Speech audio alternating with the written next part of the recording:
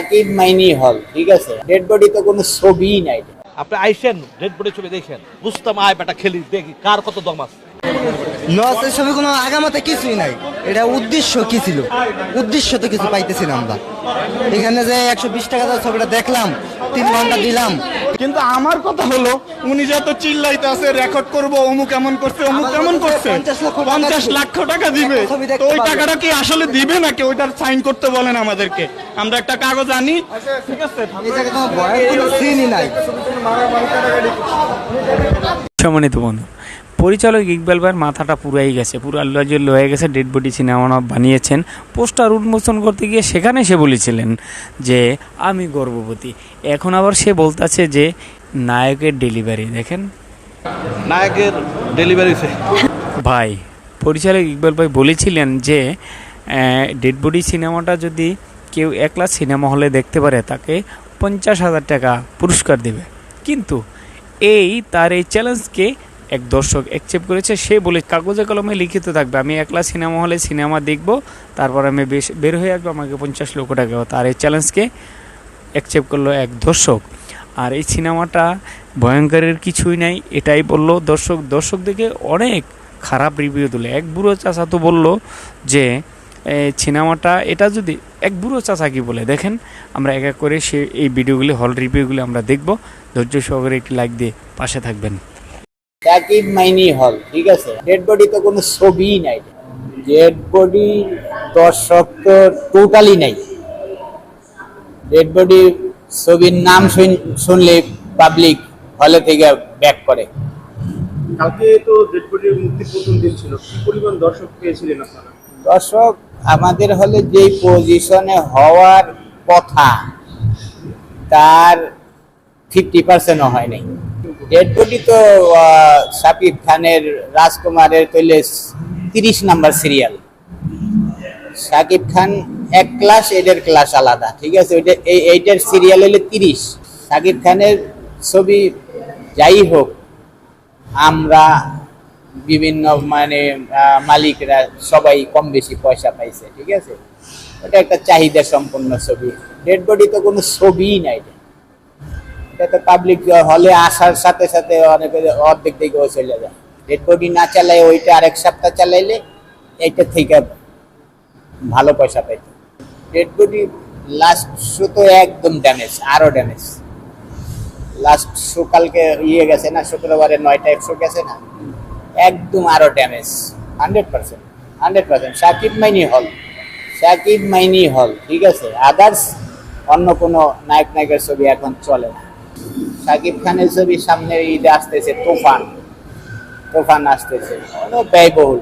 ওইটা চলবে, ব্যয়বহুল চলবে, ওটা বলতে হবে। সাকিব মাইনি হলমুখী কিছু লোক আসে, কিছু লোক কি ভালো লোকই আসে।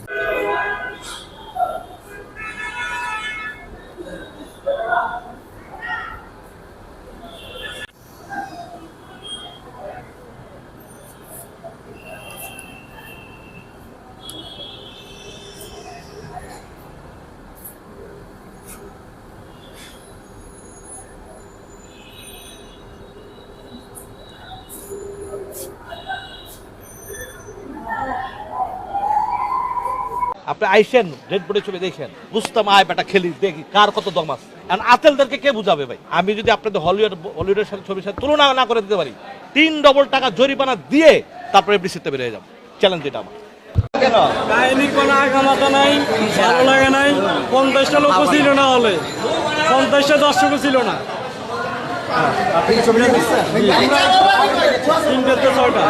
নায়িকা ভালো লাগেনি, কিন্তু এটা আমার কাছে অতটা ভালো লাগে না। তাদের সাউন্ড কোয়ালিটি বা ভোকাল যেগুলো ছিল অতটা বেটার কোয়ালিটি হয় না, বা অরল ছবির ভিতরে যে সাউন্ডগুলো যতটা অ্যাট্রাকটিভ আসে বাংলা মুভিতে আমরা ততটুকু পাইনি। তো আমরা ছবি দেখে অতটা স্যাটিসফাইড না। ধন্যবাদ। না, উনি যেভাবে বক্তৃতা দিতেছে, একা কেউ দেখতে পারলে 50 লাখ টাকা। উনি একটা কাগজে সাইন করুক, যদি দেখতে পারে নগদ দিব 50 লাখ টাকা। এটা কাগজে সাইন করুক।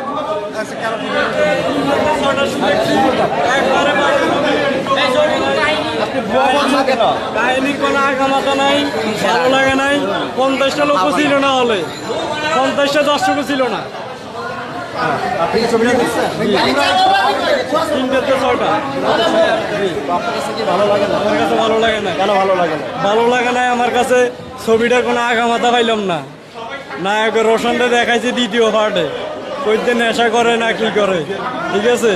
গানগুলো যায় মোটামুটি লাগছে, ছবিটা তেমন ভালো লাগে না, স্টোরিটা একবারে বাজে ছবি।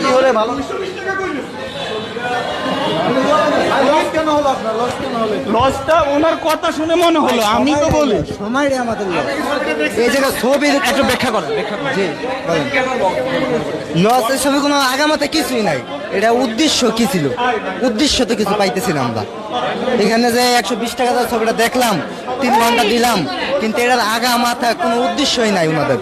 একটা সিনেমাটি ভালো লাগে না, একদমই ভালো লাগে নাই। বাজে। সবাই সুন্দর অভিনয় করছে, কিন্তু আমার কথা হলো উনি যত চিল্লাইতে আছে রেকর্ড করবো, অমুক এমন করছে, অমুক কেমন করছে, 50 লক্ষ টাকা দিবে, তো ওই টাকাটা কি আসলে দিবে নাকি? ওইটার সাইন করতে বলেন আমাদেরকে, আমরা একটা কাগজ আনি, ঠিক আছে। এই জায়গায় কোনো ভয়ের কোনো সিনই নাই। জ্ঞান ধারণা থাকতে হবে। হ্যাঁ, সে কিসের আত্মা, সে নাকি গন্ধ, সে আত্মার গন্ধ পায়। আর এই এত সুন্দরভাবে ছবি দিতে হবে যাতে জনগণ দেখে, মানুষ দেখে, জ্ঞান বুদ্ধি বাড়ে, ছেলেবেলেরা বাড়ে। হ্যাঁ, এইরকম ধরনের ছবি দিতে হবে যাতে মানুষের লাভ হিস্ট্রির ছবি বা ভালো ছবি। ছবিটা এখানে যে নায়কটাকে বসাইলো, ওই নায়কটা লাস্টে দেখাইলো না, ওই যে সাইড যে নায়কটা, ওই নায়কের জায়গায় বসানো ছিল, তাকে ওই জায়গায় বসানো ছিল। আত্মা কি? আত্মা মানুষের চলে গেলে কি আত্মা দেখে? সবাই দেখতে পারে? তাহলে এখানে ওমর সানি কি ওটা আত্মার গন্ধ শুনতে পায়? আত্মার গন্ধ কিভাবে শুনতে পায়? আত্মার গন্ধ যে শুনতে পাবে সে আল্লাহর সাথে তাহাজ্জুদ নামাজ পড়তে পারবে, সে হলো আত্মার গন্ধ পাবে। সবাই পাবে আত্মার গন্ধ, সবাই আত্মার গন্ধ পাবে না। আপনার আপত্তি কি? মানে এভাবে সাজাইবার দরকার ছিল, যেভাবে মানে আল্লাহর সাথে থাকে বা আল্লাহর কাজ করে, ঠিক এইভাবে সাজাইবার দরকার ছিল, কিন্তু এভাবে সাজানি হয় না। ওই যে পীরের যে চাচা ছিল তাদের দেওয়া উচিত ছিল। তারা পরেশগার লোক, তারা বংশ সন্তান, তারা দেখতে পারতো। যারা পীরের যে বংশধর ছিল, মসজিদে যে কবুতর খাবার দেয়, তারা আত্মার সম্বন্ধে কিছু বুঝতে পারবে। সবাই তো আত্মার সম্বন্ধে বুঝতে পারবে না। সিনেমাটা যেহেতু ভৌতিক বিষয়টা কতটুকু সম্পূর্ণ করতে পেরেছে সিনেমাটা মোটামুটি একবারে ভালো না, খারাপ না, মধ্যম। ইকবাল সাহেব ছবিটা যে করছে, এমন একটা ছবি করা উচিত যাতে মানুষের দেখে হৃদয় কান্দে। এখানে ছেলেমেয়েরা 12 বছরের ছেলেরা এই ছবিটা দেখলে তারা হার্ট অ্যাটাক করবে। 25 বছরের মেয়েরা যদি দেখে তারা বাসায় গিয়ে খালি এই ছবি দেখবে। এই ছবি দেখতে তারা বেহুশ হয়ে পড়ে যাবে। এই ছবি দেখলে মানুষ সবাই সহ্য করতে পারবে না, ভয় পাবে।